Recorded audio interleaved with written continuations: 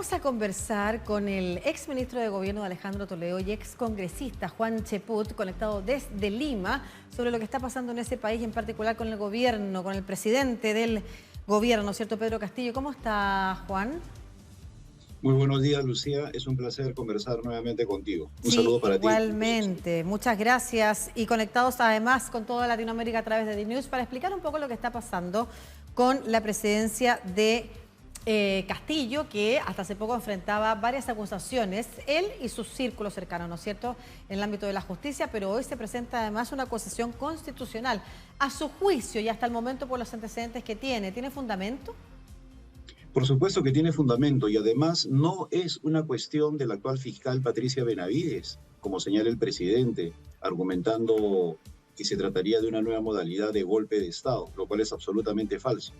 Ya han sido dos fiscales los que antes de la señora Patricia Benavides han señalado que existen graves indicios como para proceder a hacer una denuncia constitucional. Aún más, una fiscal cercana al anterior presidente, a uno de los expresidentes, Martín Vizcarra, dijo que no había lugar para investigar al presidente y allí se perdió mucho tiempo. Luego fue sustituida por el fiscal Pablo Sánchez, antecesor de la fiscal actual Patricia Benavides, quien dijo que sí había lugar para empezar un proceso de investigación. Y en estos momentos, lo que ha señalado el día de ayer y ha conmocionado a toda la opinión pública peruana es este anuncio de la fiscal Patricia Benavides que presenta denuncia constitucional contra el presidente por 3 delitos graves en lo penal, que podrían acabar no solo en la suspensión, sino en la destitución del mandatario. A ese nivel se puede llegar, porque los delitos son graves y se le está sindicando como líder de una organización criminal con hechos tan pero tan evidentes como, por ejemplo, eliminar pruebas.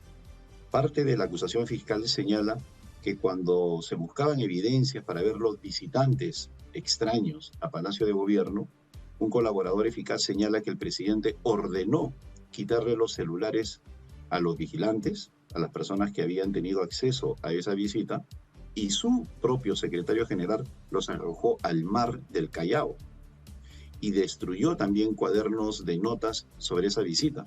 Ese solo elemento que lo señalo expresamente para que la opinión pública internacional se dé cuenta del nivel de gravedad de lo que está sucediendo en el país, creo que debería llevarnos a pensar seriamente en qué está pasando en el Perú, en relación a quién está gobernando y de qué manera. ¿Quién está gobernando, de qué manera, pero también cuál es la situación que ha llevado a esto al Perú? Porque recordemos que vienen de un largo periodo de inestabilidad. Vamos a conversar de eso, pero antes quiero referirme a lo que usted ha señalado respecto de la conmoción en la opinión pública. Cuéntenos usted, ¿cuál ha sido la recepción? ¿Qué dice la gente? Además, ¿qué se ha dicho en la misma clase política? En la clase política, en estos momentos hay un debate, al igual que entre los juristas, sobre los alcances de la denuncia constitucional. Yo he sido miembro de la subcomisión de acusaciones constitucionales. He sido vicepresidente de la misma, he estado allí 3 años y he investigado casos emblemáticos como de ex fiscales de la nación, como el fiscal Chávarri, que también estaba acusado por corrupción y habían allí una serie de elementos encontrados.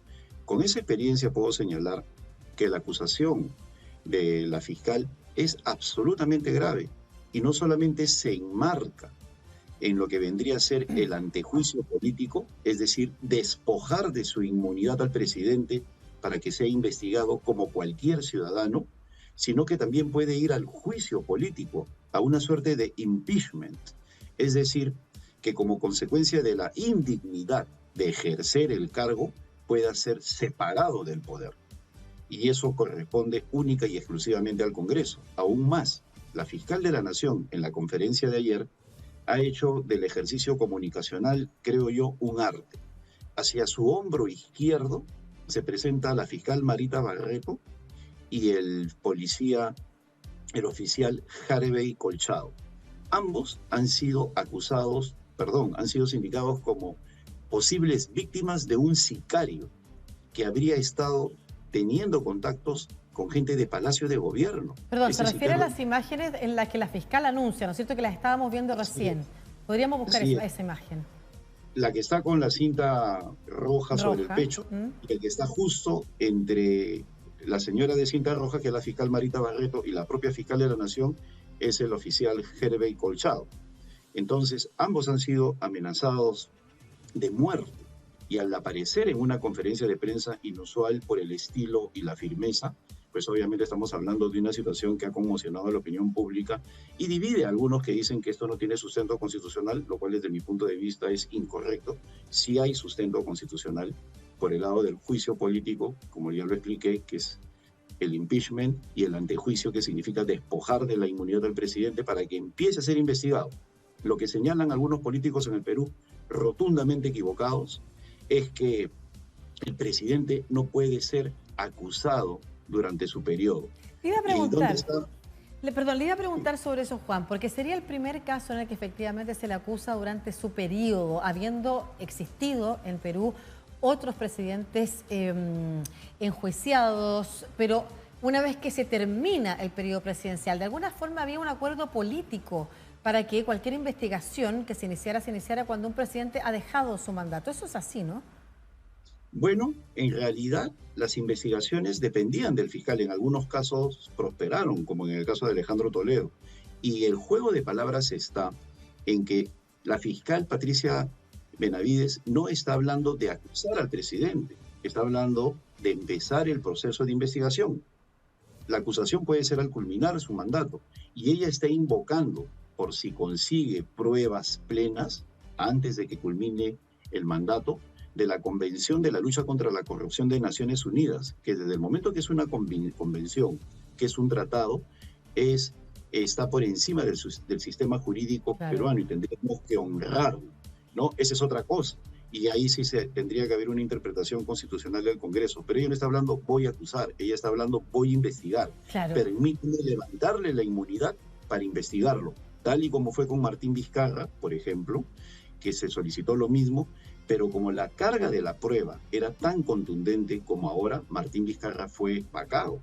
En este caso se están presentando una serie de indicios gravísimos que generan tanta inestabilidad que yo creo que deberían dar pie a que el presidente sea sometido no al antejuicio, es decir, que continúe el camino jurídico ante las Cortes del Perú, sino que vaya por el lado político mucho más eficaz para poder separarlo del poder. Claro, porque estoy pensando de qué manera también genera estabilidad en el país el tener un presidente que está siendo investigado. Por supuesto, y el juicio político es el instrumento por excelencia para poder ir más rápido que el camino judicial. Cuando hablamos del juicio político es que si un presidente está cometiendo actos que no tienen implicancia penal, pero su comportamiento afecta a la dignidad del cargo, pues tiene que ser separado. Un mentiroso compulsivo, una persona que maltrata a su familia, qué sé yo, que genera ante la opinión pública un permanente desasosiego, un desencanto, lo que está sucediendo en estos momentos en el Perú, que la gente está completamente indignada, pues merece ser separado. Y eso no significa que tenga implicancias penales. Pero en este caso, se le acusa de ser líder de una organización criminal. Un artículo de The Economist indica ya los estándares latinoamericanos son bajos en materia política, pero en el Perú son desastrosos, porque involucran a un Congreso que lamentablemente tiene una minoría contundente que impide que se avancen en las investigaciones, los famosos niños, que para la opinión pública internacional se les califica así porque hacen lo que desea el presidente.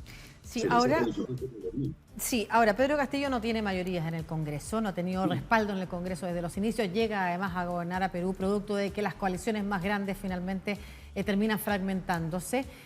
Lo que ha significado también, de alguna forma, no tener apoyo político para frenar la cantidad de acusaciones que hay en su contra. Por eso él levanta esta idea de una especie de golpe blanco. Y por lo mismo le hemos preguntado a usted si considera que las acusaciones tienen asidero, pero la pregunta final que quiero hacerle tenía que ver con lo que señalaba al inicio. ¿Qué está pasando con Perú, que no ha logrado tener mandatos estables de gobierno? Bueno, eso significa que nuestra estructura política está mal y sí tiene que haber serios cambios en la Constitución.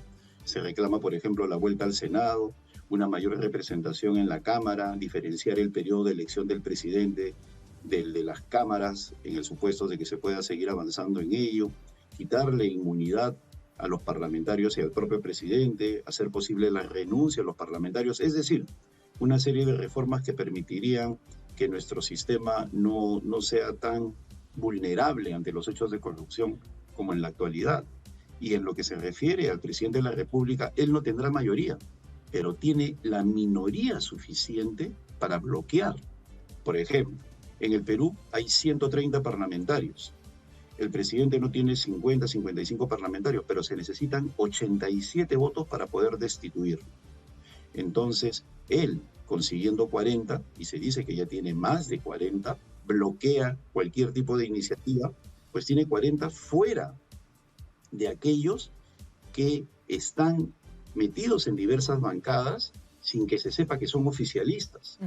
La prensa peruana habla de cerca de 55 personas que gracias a un sistema de prebendas, es decir, de intercambio de favores, logran bloquear cualquier iniciativa de investigación del presidente. Es decir, hay un entrampamiento que solo se puede resolver con una fuerte presión mediática y de la opinión pública. Bueno, vamos a estar atentos y atentas, como siempre digo, a lo que vaya pasando en Perú respecto también si efectivamente las fuerzas políticas logran articularse para pedir la vacancia del presidente, que es lo que entiendo usted ha señalado que es el camino antes de la investigación o continuar la investigación, porque lo que significaría también tener un presidente que está siendo investigado, que está sin la inmunidad que le genera el cargo, también es un espacio de mayor inestabilidad que el que ya se ha generado en ese país. Muchas gracias por esta conversación y por supuesto le estaremos llamando para seguir analizando cómo avanza esta acusación o la petición de investigación que ha hecho la fiscal de la Nación. Muchas gracias, Juan Cheput, exministro del gobierno de Alejandro Toledo y excongresista del Perú. Un abrazo.